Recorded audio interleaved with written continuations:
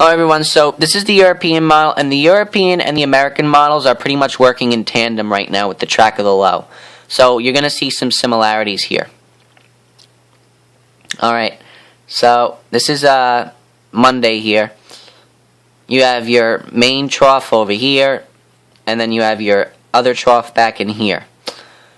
Now, the wind map for the European is not really as good as the wind map for the American and Canadian model, so it's harder to see where it's more potent and, you know, where it's, what's the word? Where it's separated, but trust me, these are separated right now. They're not together. So, your Monday disturbance is going to move off. That's going to usher in the high pressure over here, the surge of Arctic air. That's going to set up part of the ingredients for this big snowstorm that could happen. So then this is going to move south. Again, see how it digs south? Now, it is a little bit positively tilted. However, it's not going to dig much further south than this according to the European model. The Canadian model has this digging all the way down into here. The European model says no, that's not going to happen. It's going to stay up here a little bit more. That high pressure isn't going to be as far south, so the dip in the jet stream won't be as great. So it'll track a little bit further east first and then make the northward turn a little bit later. So this is on tandem with the American model. Alright, so then see that it doesn't come as far. This is the American model was showing this. Now look at how far east this is. And the European and the American are, again, they're the same distance away. But see again, this is a closed low off from the main flow here. That's why it's individually circled. That's really cool. Closed low there. Now, look at where the European has this. And then that says 976, I believe. If I'm correct. Yeah, 976 in the center. Right in there. The American model has 966. So I have the feeling the next one of the European is going to be lower as well. And same thing with the Canadian model. But you can see that the main thing here is that this trough, they need to dig south. They do so. This back trough guides this trough up the coast. And then there you go. There's your storm. Closed low. Your main trough is here. Your back trough is in here, guiding this. The two troughs come together, and you get more energy. So, alright, so we've looked at the models. The models are have a pretty good handle on this. We're just waiting for the Canadian model to come around and bring it a little bit further to the east, or these two models to come around and bring it further west. But I can tell you with great confidence that we're having a storm next week. I'm pretty sure about that by now. Another thing I want to show you, though, before I get to my threat map. This is the wind map. This is a simulation by the GFS. Extended version of the GFS. And so this is Tuesday. So your low is going to be down here Tuesday morning, and then it's going to move up the coast. So watch how the winds increase. This is Wednesday evening that's coming up now. Okay? So you can see that's 20 miles per hour approaching the coast here. Your low is still out here, though. Go to Wednesday morning. Check this out. You have 20 miles per hour back in here. 25 over here. 30 here, 35, and then going up to 40 miles per hour. This is your maximum wind speed that you might see. So you might have blizzard conditions coming onto the shore here, and I have a feeling that as we get closer, if this track continues to remain the same and that low continues to show signs of strengthening as much as it's going to, I think there's going to be a couple of some blizzard watches issued along the coast as we get into Sunday, perhaps, and then maybe even some blizzard warnings as the storm approaches. Because you know, I think eastern sections here have a good shot at seeing basically a blizzard. So again, you can see because the pressure gradient on this low. Hold on here. You see all these isobars? When they're close together like that, that means there is a huge pressure difference from bar to bar. When they're that close, you can come from here and then out to here. It's probably 1,000 millibars and then straight down to 966. That is going to create some strong winds. I feel bad if there's a boat out in the ocean. There's going to be some towering waves with this. I can guarantee you that. Out in the Atlantic Ocean here. There's going to be some really big waves. Because this storm is just, it's immense. This is an immense storm.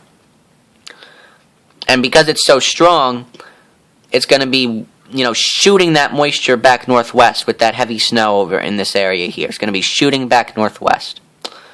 Alright. So, again, eastern sections, you're going to have to watch out for some really strong winds, some blowing snow, possible blizzard conditions if it comes close enough. If this shifts just a little bit farther west, then you might have 50 mile per hour gusts coming ashore here. And that is really just not good. If that's just horrible for travel conditions. Alright. That's about it there. What I want to do now is show the quantitative precipitation forecast. So this is the quantitative precipitation forecast. Now, you can see the brighter blue is more. Again, this is what we call liquid equivalent. So, if it was to rain instead of snow, how much rain accumulation will we get? And that's what this is. So, going from New York City on eastward, you have more than a half an inch, possibly up to an inch and a half, up to an inch and a half of, liquid equivalent there. And that's a lot of snow. Now, my thinking is, again, I've told you that one way of finding snowfall accumulations is to take what we call snowfall ratios and multiply it by this QPF amount here. It's going to be in the mid to upper 20s. Now, typically your higher snowfall ratios, it has to be really cold. So I think snowfall ratios could be around 10, but if not, they'll be between 5 and 10. So if you were to take this here and you were to multiply by, 10, this would be 6 to 10 inches across western Long Island, and then up to a foot over eastern Long Island. So if you have 5, though, your amounts would be less. So what do I think can happen with this? By the way, if this track's further west, everything would be shifted west that I have just said. Alright, so we're going to stop looking at the models. This is my threat map. The blue is where you have a greater chance of being impacted by the storm itself, the low pressure system, as the trough combines with this as the back trough combines with the main storm itself. Those two storms come together. That's going to strengthen this rapidly, and the blue is where you have the biggest risk at getting the heaviest snow. I think it's safe to say anywhere in the blue, you have a risk of 6 or more inches of snow. 6 or more, easily. Black, the black hashed area that I outlined here, extending from the Maine coast back across the eastern coast, sending Boston, you're going to be in this, eastern Massachusetts, Rhode Island, you're in it, southeastern Connecticut, Long Island, New York City, and possibly even the eastern coast of New Jersey. That threat, that's where you're going to see the greatest threat for blizzard conditions, winds of 35 miles per hour or greater with gusts up to 50, and more snow, possibly up to a foot or over in some locations. Possibly. I don't like to speculate on accumulations early because the track of the low could change in the next couple of days, but if the low was to take the track that it's bound to take now, I definitely think areas in the hashed black area could see a foot or more. Easily.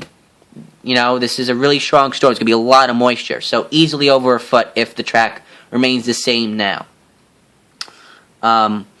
Mainly across eastern sections. New York City, western Long Island, I think you would be more like 6 to 12, but again, it's still too early to tell. But I think it's safe to say, again, in the black area, you might have to watch out for blizzard conditions and up to a foot or more, possibly. Alright, so we don't want to overhype this because it could still go out to sea. And if that happens, then all of this is pointless, and our late March snowstorm doesn't happen, and it's kind of boring. Well, for some of you, it would be great if this doesn't happen, but I will tell you, this is the first major winter storm that I've actually tried to forecast, and I'm really impressed with this. The setup, the surges of Arctic air, the troughs coming together the way they do, digging south and coming up the coast, really strengthening bombogenesis. All this stuff is just, it's amazing how it's all coming together. And then the other thing I have on this sheet here. So you have your low. I'm showing you possible tracks that have been suggested by the models. Right now, actually, you know, track number 2 should actually be shifted a little bit further west, because that's the one that they're favoring. Yeah. I think there's a possibility it should actually be more like this. This is the track that the models are currently suggesting. So coming over here, passing just off the, well, not just off, but you know, 50 to 100 miles off the coast of Massachusetts there, Cape Cod. Sorry, this is blurry. I'm waiting for my phone to focus here.